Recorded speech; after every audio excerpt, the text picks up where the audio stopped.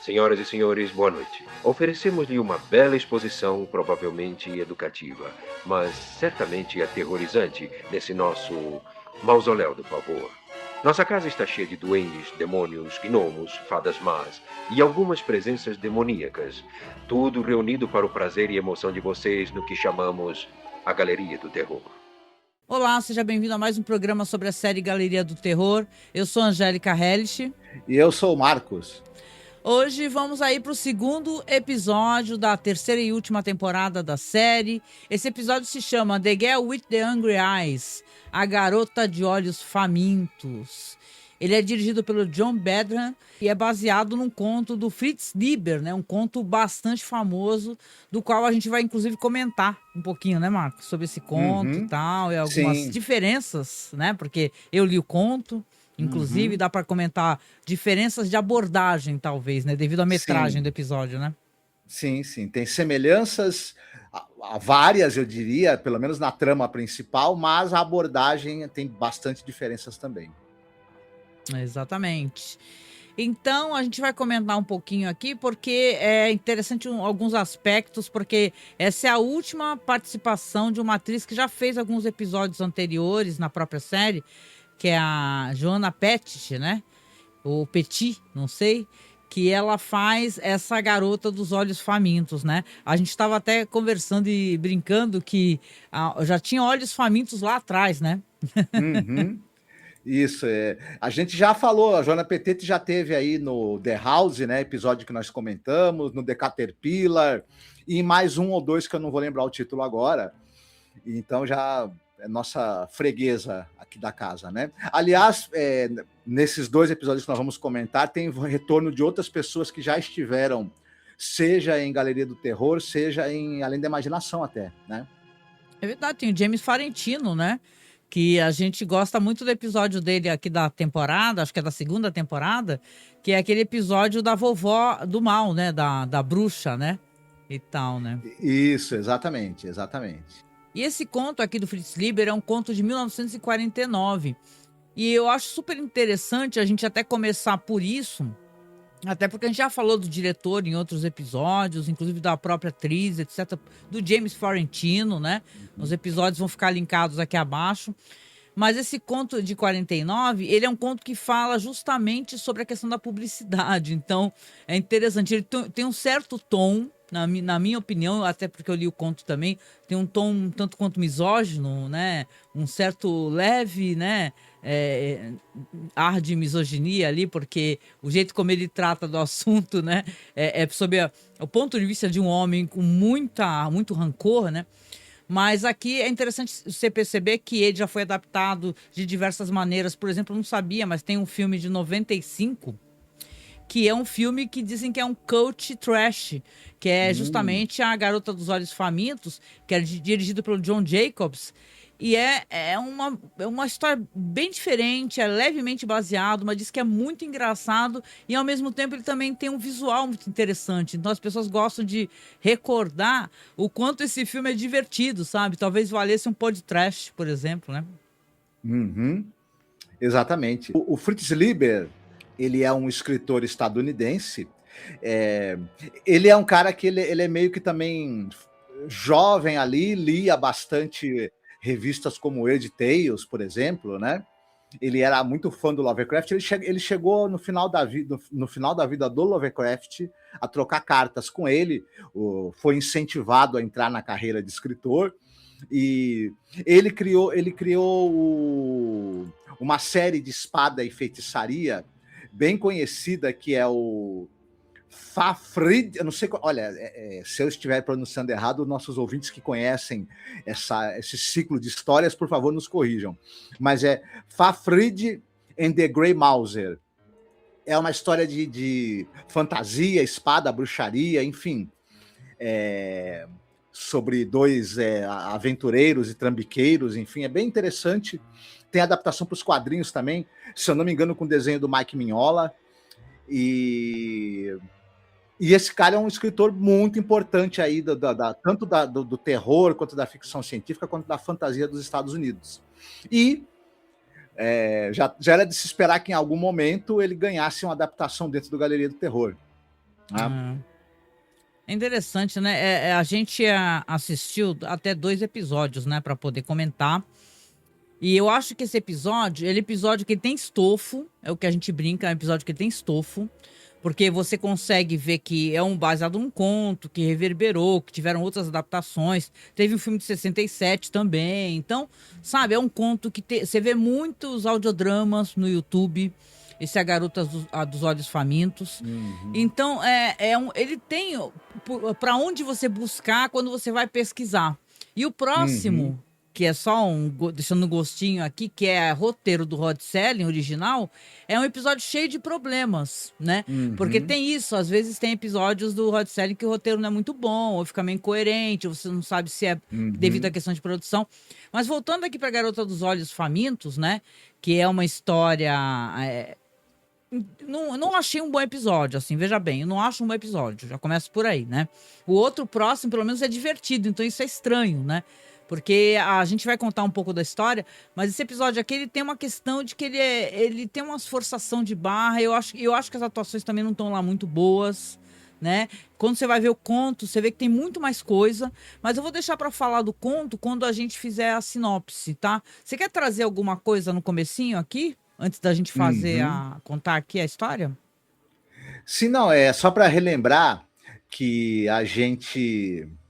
O John Bradham, ele dirigiu alguns outros episódios. O Garoto que Previa Terremotos, por exemplo. Então, nossa, ele é um diretor que é um dos diretores dos episódios mais famosos e apreciados, né, da série Galeria do Terror.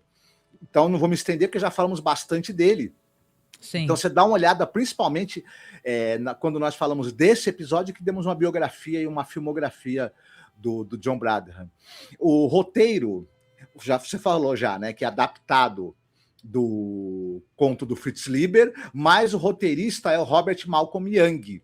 E é um cara aí de TV, né? Ele escreveu episódios para séries aí, São Francisco Urgente, FBI, Kojak, entre outros, né? E... você falou já do James Farentino, que é o cara da série Trovão Azul. Já falamos da atriz, da Joana Petete, que ela está viva ainda, né? Tem mais de 80 anos de idade. Caramba! E uma longa carreira na televisão. Enfim, vai ter mais uma participação aqui do John Nestin, né? Isso, ele faz um monte da cervejaria. Diretor, o John Nestin, ator. Diretor, pai do Sean Astin, pai adotivo, né, do Sean Astin, e que dirigiu, inclusive, episódios, se eu não me engano, aqui do Galeria do Terror, né? Também, se eu não estou enganado. Então, já falamos dele, uma figura, assim, muito presente, muito importante da televisão dos Estados Unidos, né? Tem o Kip Niven como Harry Creel e o Bruce Powers como Homem na Rua. Lembrando que também aqui nesse episódio, com poucos atores, assim, ele quer contar uma história de vampiros, eu acho que a temática daqui é o vampirismo, o que até conecta a gente com Invasores de Corpos, ou talvez mais ainda, aquele filme da Matilda May, como é o nome mesmo, é Life Force, Força Sinistra, né? Então é o vampirismo de energia, né? Isso aí fica até muito mais claro no conto, né? Então vamos lá para a sinopse do episódio e os comentários também, né? Você tem aqui um fotógrafo, né? Que é o David Faulkner, né? Interpretado pelo James Farentino. Ele, do nada, ele tá avaliando umas fotos, conversando com um colega dele, reclamando da utilização da câmera dele. E ele vê uma foto de uma mulher misteriosa, né? Que não é uma foto de uma mulher que ele tenha batido nenhuma foto, mas ele olha assim, nossa, que foto que é essa? E se adentra uma mulher, assim, que se encosta na soleira da porta, uma linda mulher, né? E ele fala, nossa, o que você quer aqui? Quem é você, né? Aí ela fala que ela quer ser modelo, né? E tal, e aí ele até tá segurando a foto que ele tava olhando e tenta comparar com a cara dela, que era a mesma mulher, só que aí muda do nada, né? A personagem, né? E aí ela começa assim, ele tá numa pindaíba, parece. Ele tá por aí tentando vender os trabalhos dele com fotografia, são trabalhos publicitários, né? E ele vai justamente numa cervejaria, né? e tal. Ele bate várias fotos dessa mulher, tá? Ela faz modelagem lá pra ele. O negócio é bem legal, porque a Joanna Pettet, ela é muito fotogênica, visivelmente modelo, inclusive. Então, ela fotografa muito bem, ela é muito bonita, né, e tal. Então, ela parece mesmo, ela com certeza deve ter sido também modelo, até antes de ser atriz. E aí, ele bate várias fotos dele. Quando ele vai nessa cervejaria desse senhor, que é o Munchen, né? É Munch, né, o nome desse senhor, que é o John Astin. O cara tá procurando lá a garota propaganda da cerveja dele, né? Aí ele fala assim, olha, fulano, né? Ele é o David. Olha, eu tô procurando a garota perfeita aqui para nossa propaganda, né? Ele vai olhando várias fotos de vários modelos que ele já fotografou e se depara com a foto dela. E ele fica fascinado. Ele fala, não, essa mulher aqui é perfeita. É essa mulher aí. E aí, a história é basicamente isso. Ele vai começar a tirar várias fotos dela. O cara da cervejaria começa a ficar louco, né? Louco mesmo por ela, né? E pedindo pra conhecê-la. Só que tem uma questão com essa modelo. Ela fala pra ele assim, olha, eu não quero que você me siga, eu não quero dar meu endereço, eu não quero fazer absolutamente nada relacionado à minha vida pessoal. Eu só venho aqui, você tira as fotos de mim, vende o meu trabalho, não enche meu saco. E ele também meio que tá se apaixonando por ela, né? Ele tem aquela coisa, ele também tá se sentindo atraído por ela, né? Então você vê que ele começa, independente dela ter falado disso, ter falado pra ele não fazer isso, não segui-la, ele começa a reparar, por exemplo, tem uma hora que ele olha pela janela, ela tá conversando com um cara, aí sai com um cara, do nada. Na cidade começa a acontecer estranhos assassinatos, talvez, né? Não se sabe, porque as pessoas basicamente não tem nenhum ferimento, nem nada, possíveis ataques cardíacos, né? Então ele fica assim, pô, o que tá acontecendo? E quando ele a segue, ele começa a segui-la, tempos depois, quando você vê que ele já é um cara de sucesso, né? Tá ganhando muita grana e tal, já tem um outdoor com a foto dela, tem várias propagandas em lojas e tal. A cara dela tá estampada em vários locais da cidade, em revistas, etc. Ele começa a segui-la também porque ele é interessado, né? Por ela, romanticamente, talvez, ou um desejo, né? Ele tá meio obcecado por isso.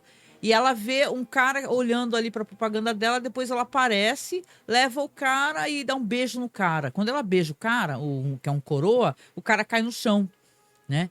Então, ele já... O episódio é bem curtinho, não tem muito o que a gente falar sobre ele em si, eu vou falar até todo pra vocês, né? Porque é mais fácil pra gente poder debater depois isso daí. Que é assim, aí quando ele vê que tá desconfiado, não, praticamente tem quase certeza que ela é o motivo desses homens estarem aí aparecendo por aí mortos do nada, jogados nas praças, em vários locais da cidade, ele acaba confrontando ela, né, Marcos? E fala assim, olha, eu sei que você tem a ver com o que tá acontecendo com esses homens aí, eu vi você atacar, você beijar aquele homem cair no chão, e você saiu correndo, então eu sei que você é a fonte de todo esse mal. Só que no episódio, ele faz o seguinte, esse personagem. Ele fala assim, já que toda a fonte do seu poder é justamente tem a ver com as fotografias, as fotos que eu tiro, porque parece que tem a ver com isso. Os homens olham para a foto dela e depois olham para ela, ficam como se hipnotizados, né? E falam, nossa, que é essa mulher e tal, e ela já se aproxima, já, né, se envolve ali com os caras. Ele resolve queimar todos os negativos, né? E tem uns efeitos especiais muito divertidos até para isso, né? Tanto que os olhos dela toda hora brilham. No episódio, ela tem olhos, né? No conto é diferente, são olhos que tem uma escuridão, né? Diferente. Aqui, o efeito aqui é feito para mostrar ela é morena, né? E ela é morena, exatamente, ela é morena. E aqui o que ele faz, o personagem? O episódio é curtinho, é isso. Ela começa a falar para ele, não, você não pode fazer isso e tal. Ele pega todos os negativos no meio do apartamento. Isso é muito engraçado. No meio do apartamento, ele pega todos os negativos e taca em fogo nos negativos. Quando ele vai tocando fogo nos negativos, vai aparecendo todos os outdoors e pôsteres dela pela cidade, tudo pegando fogo, começa pelos olhos, e depois ela mesma aí tem um defeito especial dela pegando fogo também e desaparecendo. O episódio ele se resolve, né? Assim, dessa maneira, ele acabou com aquele mal que estava assolando aquela cidade, né? Que é essa mulher que era uma vampira de energia, né? Então, Aí que a gente pode fazer, se tu topar, a gente falar do conto, porque, assim, eu com algumas ressalvas, né? Eu vejo que existe ali uma maneira, uma descrição, tanto quanto até no episódio, ele tem um certo tom, um tanto quanto misógino também, mas no conto, até, como ele é o. Vamos colocar assim, é o narrador que tem esse tom, você fica até fica agressivo, mas vamos colocar assim, tem todo o ranço, o rancor que esse cara tem, porque no conto tem essa questão, que é um cara que foi um fotógrafo dela, né? Quando ela começou, ela apareceu também do nada, uma mulher totalmente diferente da Joana Pettet, uma mulher morena, e ela apareceu falando que queria modelar, e o cara tava numa pindaíba. Descreve muito bem essa questão da pindaíba dele. Ele não tinha grana nem pra namorar, né, Marcos? Ele fala, nem pra namorar eu tenho dinheiro, ele fala, né?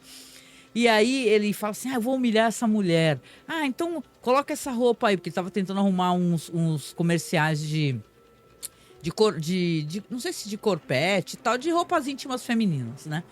E aí ela vai e tal, sei que tira várias fotos, e essa questão da cervejaria também, né? E ele acha que entra numas de humilhá-la, e ele meio que cai do cavalo. No conto tem isso, né, do Fritz Lieber, que ele fala assim, quando ele começa a perceber que as pessoas estão se interessando, o cara da cervejaria, e o outro também das roupas íntimas e tal, ele chega pra ela e fala assim, olha, isso eu reparei muito bem nisso, ele fala assim, olha, você não é lá muito interessante, mas arrumei 1 ou 2 contatos pra você, tá? Eu vou ver se eu consigo vender o teu trabalho. Ela vira pra ele e fala assim, nada disso. Eu sei exatamente que essas pessoas estão loucas pra ter a minha presença nessas propagandas, nesses comerciais e tal. E ela meio que dobra ele. Ele tenta enganá-la e ela fala pra ele assim, você não tá me enganando, né? Ela fala algo assim, né? Além de eu não dar meu endereço pra ninguém, você tá desautorizado de qualquer maneira a me seguir, a dar meu endereço, a saber da minha vida. Eu não quero publicidade. Você vai fazer o contato com essas pessoas dentro do que eu tô determinando aqui, né? Tanto que tem um momento lá no conto até engraçado, tem um momento que o velho da cervejaria ele se esconde no apartamento do fotógrafo porque só ele tem acesso a ela. Ela faz as fotos sempre sozinha com ele, não faz em lugar nenhum, é sempre com ele. E ela chega, quando ela entra no apartamento, ela dá um berro e fala assim, tira esse velho barrigudo desse armário, eu só entro quando esse velho barrigudo sair. Ela fala assim, né? E aí todo mundo se assusta, o velho se assusta e tal. Ele tá recordando, na verdade, por quê? Porque aí eu vou te dar a palavra já. Ela já tá com outro fotógrafo, né? Aquele mal que ela é, o que ela é, essa entidade maligna, vampírica de energia, ela já tá se proliferando muito mais. Ele fala assim com raiva, assim, eu não consegui, porque ele tem um momento que ele confronta ela, fica meio apaixonado por ela, esse antigo fotógrafo dela, e ele dispensa ela, porque ele percebe que vai morrer. Entendeu? Ele fala assim, ela começa a querer saber tudo da vida dele, porque tem isso. Aqui na história, no episódio, não tem esse negócio dela querer saber da vida das pessoas. Aqui ela no conto ela faz questão de saber de tudo. Todas as coisas ruins que aconteceram pra ele, todas as coisas boas, todos os toques, os amores, os desamores e por aí vai, né? Então, quando ele vê que ela continua e tá fazendo muito mais sucesso, ele fala, nossa, ela tem muito mais potencial de fazer estrago, né?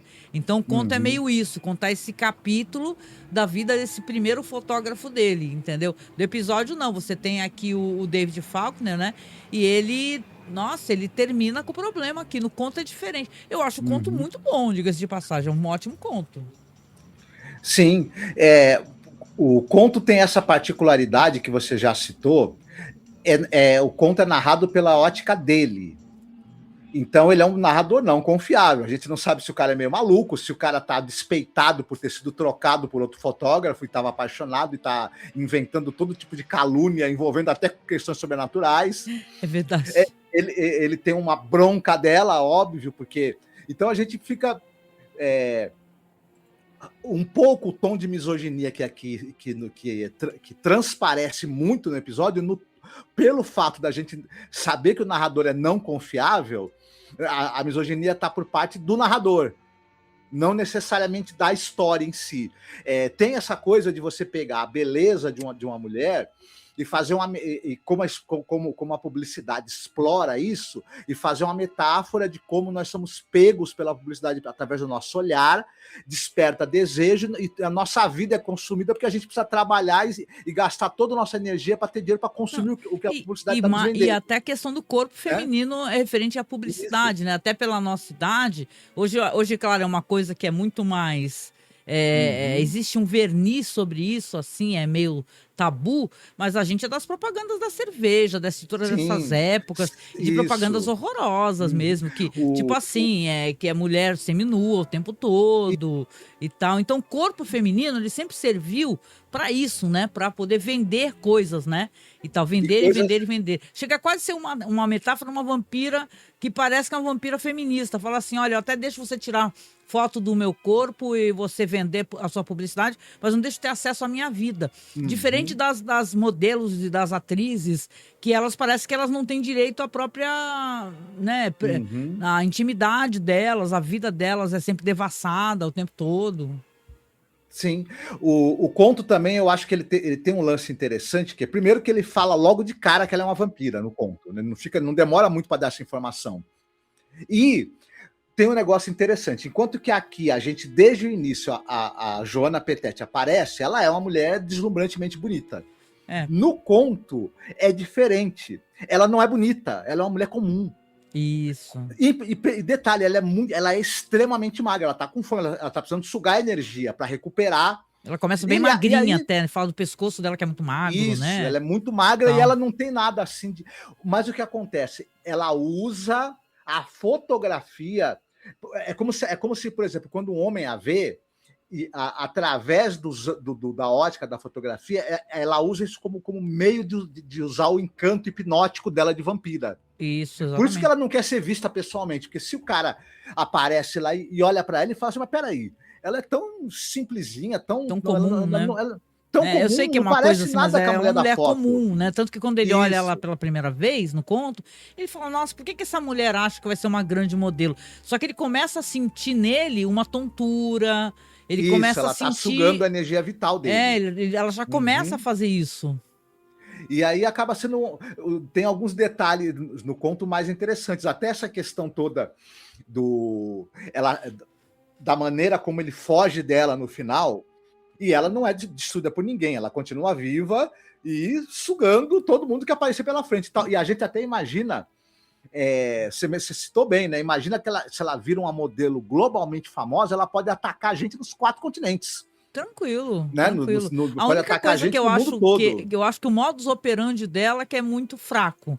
Porque, assim, é como se o vampiro descobriu que pela fotografia, pela propaganda e tal, consegue fazer as pessoas amá-lo e assim que as pessoas veem esse vampiro ou vampira, a pessoa fica encantada e sucumbe ali. Só que é muito trabalhoso, me parece muito trabalhoso. A não ser que ela esteja sugando toda essa energia através do amor e da adoração. É como se a publicidade fizesse que esse amor que as pessoas dedicam, eu acho que isso é uma ótima leitura também.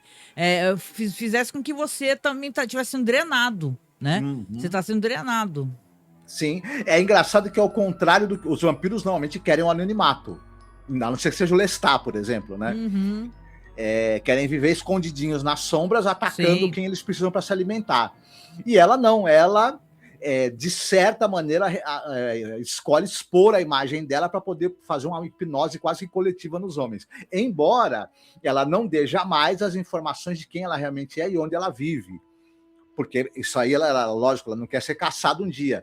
E ela não quer ser associada aos assassinatos também, né? É claro.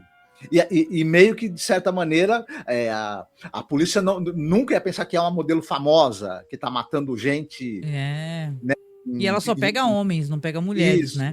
Porque é engraçado que o público dessas coisas, tudo bem, cerveja, né? Que é o cara da cervejaria, o público é muito masculino também, né? Assim, o foco, né, das propagandas, normalmente, né? Sim. Mas lingerie são mulheres, então aí ficou meio aberto para mim no conto também se as mulheres também poderiam ser atacadas por ela, né? No conto ele só cita vítimas homens. E tem um negócio que mulher dirige carro também, mulher também toma cerveja, claro. Sim, mas ao longo do tempo esses produtos foram identificados como produtos consumidos basicamente por homens, né? E aí tem essa coisa de usar a exposição do corpo feminino e, de certa forma, o episódio brinca com esse fetichismo do olhar em cima da atriz, né, da Joana Petete. E a questão sexual fica implícita. No conto é dito com todas as letras: estou usando atenção sexual. A publicidade usa atenção sexual para vender coisas para você e sugar sua energia vital. No conto aqui é quase implícito. uma crítica a essa publicidade predatória, né? Que a publicidade também é predatória, né? Então, é interessante, né? Você pegar, assim, a época aonde esse conto foi escrito, que o conto é de 49, né? 1949. Então ele é antigo, né? Eu penso que no auge daquela publicidade que se passa naquela época da série Mad Men, por exemplo, né? Que era aquele show de horrores, né? Na publicidade. Então, mas é que nem eu falei, eu acho que o episódio eu não achei ele bom, veja bem. Ele tem uns efeitinhos lá e tal. Só que eu não achei ele muito legal, assim, muito divertido. Mas aí, quando você vai pesquisar sobre o episódio, ele é muito legal, assim, o que envolve o Fritz Lieber e tal, e o que já foi feito depois. O filme mesmo, de 95, só se eu puder mencionar rapidinho. Cara, o filme é uma história, tipo, uma mulher que era uma modelo, que estava sendo traída pelo noivo. Ela dá fim à própria existência, né? E tal. E ela aparece... O prédio, que é um prédio tipo Art Deco, que ela morava, o prédio está prestes a ser demolido. E aí, 60 anos depois, ela aparece, já como uma vampira, querendo preservar. É uma história meio maluca de vampirismo e contra a gentrificação, saca? Então, achei isso muito interessante. Até consegui arrumar o filme lá para poder assistir, depois que eu fiquei muito curiosa, né? Mas tem várias tranqueiríssimas assim no filme. Então, eu tô muito... Parece tudo muito divertido. O que o conto evoca, sabe? Como ele tá no imaginário popular, sabe? Sim. Eu acho que o final do episódio enfraquece bastante a trama. Enquanto que no conto ela não é destruída, porque não tem poder para destruir essa criatura, e ela vai ganhando cada vez mais poder através do mundo da publicidade. O que aí, eu acho que o final do conto ele casa a metáfora direitinho. A publicidade vai vender sua imagem para o mundo todo e através dela você vai ter um poder e vai ser invencível. No momento em que o cara pega e destrói as fotografias, é como se ele dissesse: basta eu destruir a imagem, que o poder dela sobre você eu estou destruindo. Na verdade, tem a ideia que plantaram na sua cabeça que vai continuar, tem toda a questão das ideias relacionadas com a publicidade que também vão te influenciar, tem a música, enfim. Então, o episódio, infelizmente, né, ele pega essa metáfora que podia ser algo mais rico e transforma numa lutinha do bem contra o sobrenatural, contra o mal. O cara se torna um herói da própria história, tudo muito rápido. Isso. Porque a gente tá numa temporada que tem pouco tempo para contar as histórias, né? E às vezes vai funcionar, às vezes não vai funcionar. Vamos lembrar que Além da Imaginação, em 25 minutos, né? A maior parte dos episódios contava histórias redondinhas, né? Que você chegava no final, falava, foram 25 minutos que deu para entender o começo, meio e fim direitinho e tal. Eu fico com a impressão que parece que foi uma adaptação um pouco apressada, sabe? Do conto. Infelizmente, sim. Infelizmente, eu acho que foi.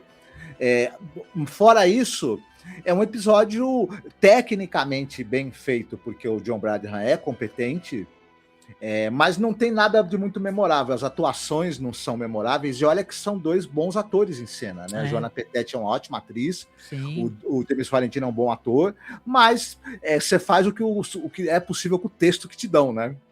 Enfim. É verdade, né? Pena que ser a última participação da Joana Petete no episódio de Night Gallery, mas eu acho que ela fecha, né, de maneira muito digna, porque tem episódios bons, né? Anteriormente, aquele lá que ela faz da Casa Fantasmagórica é muito legal e muito lisérgico, né? Tem aquele que a gente comentou, a gente da Lacraia, que caramba, aquilo foi inacreditável, a gente adorou esse episódio. Então tem várias. O próprio James Florentino também, eu acho que a participação dele naquele episódio da velhota lá, aquilo é muito divertido e muito engraçado. Então, Legal, né? É isso, né? A gente comentou aqui mais no episódio. Eu lembro das músicas, né, gente? Porque aí tem músicas, tem aquela música lá, Hungry Eyes, né? Hungry Eyes. E diz que tem uma música do Jefferson Starship também, que é do álbum Freedom at the Point Zero, né? Que é Girl with the Hungry Eyes, né? Então, não vai dar pra tocar no final, mas eu tento tocar um caquinho, um trechinho no final. É isso, né? Então a gente vem finalizando por aqui a nossa resenha do segundo episódio de Night Gallery. Lembrando, gente, que vocês estão vendo aqui, ó, no cantinho da tela aqui os QR Codes. Um QR Code é do Live Pix GG, que você pode mandar áudio pra gente. Você escaneia esse vermelhinho, você escaneia com o teu celular, mande áudios pra gente que a gente promete que vai comentar. Eu sei que a gente tá primeiro gravando e depois vamos lançando os episódios, mas mande áudios que a gente toca aqui nas gravações, tá? O seu áudio, tá? Você pode doar, é uma maneira de você doar, porque é R$5 para mandar um áudio só, é bem baratinho. E se você for comprar qualquer coisa na Amazon, esse QR Code de cima, você nos ajuda, a sua compra vai continuar com o mesmo valor, apoie o nosso projeto, que é um projeto muito legal. A gente sempre começa um ano falando de Galeria do Terror, ou de Além da Imaginação. A gente começa falando do hot selling, sabe? Já saiu até a vinheta, publiquei no YouTube, né? Então, eu espero que você tenha gostado bastante. Apoie nosso trabalho, nosso Pix é apoiomasmorra@gmail.com. Mande e-mail pra gente se quiser, tá? contato.cinemasmorra@gmail.com. Siga-nos nas nossas redes sociais. Um grande abraço para vocês. Falou, tchau, tchau. Tchau.